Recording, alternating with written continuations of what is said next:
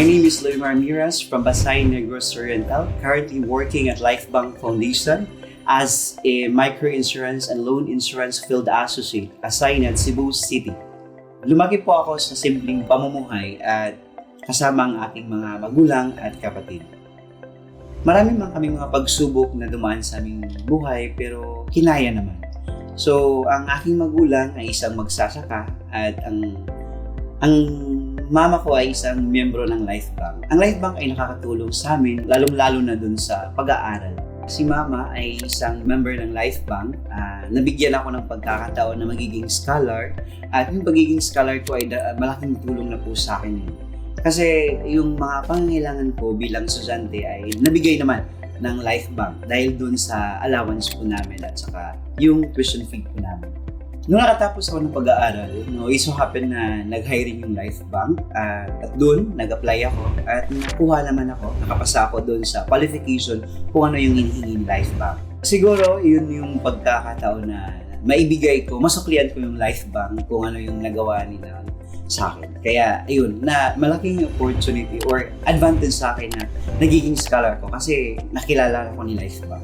So ngayon nakapasok na ako sa Lifebank no na-assign ako sa Mandawi as field associate. So marami akong napuntahang lugar dahil sa Lifebank at syempre na-assign ako sa Masbate. So na-explore ko buong malapit ma-explore ko yung buong Pilipinas dahil doon sa Lifebank. Magsi 7 years na ako sa Lifebank. Nakakatuwa na masarap sa pakiramdam na may marami kang member na natulungan. Diba? Si member talaga is nakikita mo kung gaano sila kasaya nung ma-receive nila yung claims. As a field associate, isa po ako doon sa nag-process ng mga claims documents galing doon sa branch na kailangan namin i-endorse doon sa partner ng Lifebank.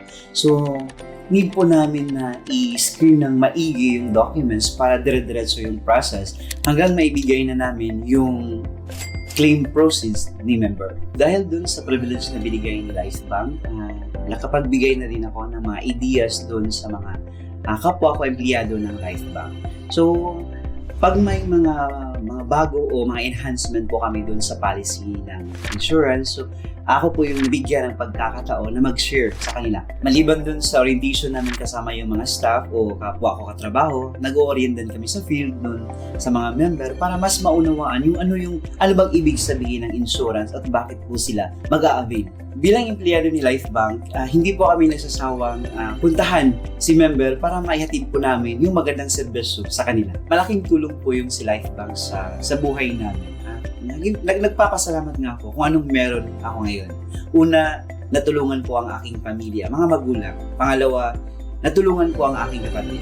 Kasi natulungan ko si mama, si papa sa pagpapaaral ng aking mga kapatid. Nagiging malaki ang aking tiwala sa aking sarili dahil dun sa aking trabaho. Nagiging positibo rin ang aking pananaw sa buhay. Of course, naging proud ako sa sarili ko at sa Lifebank na naging instrumento ako na makapaghatid ng magandang serbisyo sa mga members ko. Dahil sa ating trabaho na nakakataba ng puso o masarap sa pakiramdam na nakapagbibigay tayo ng magandang serbisyo doon sa mga miyembrong nangangailangan.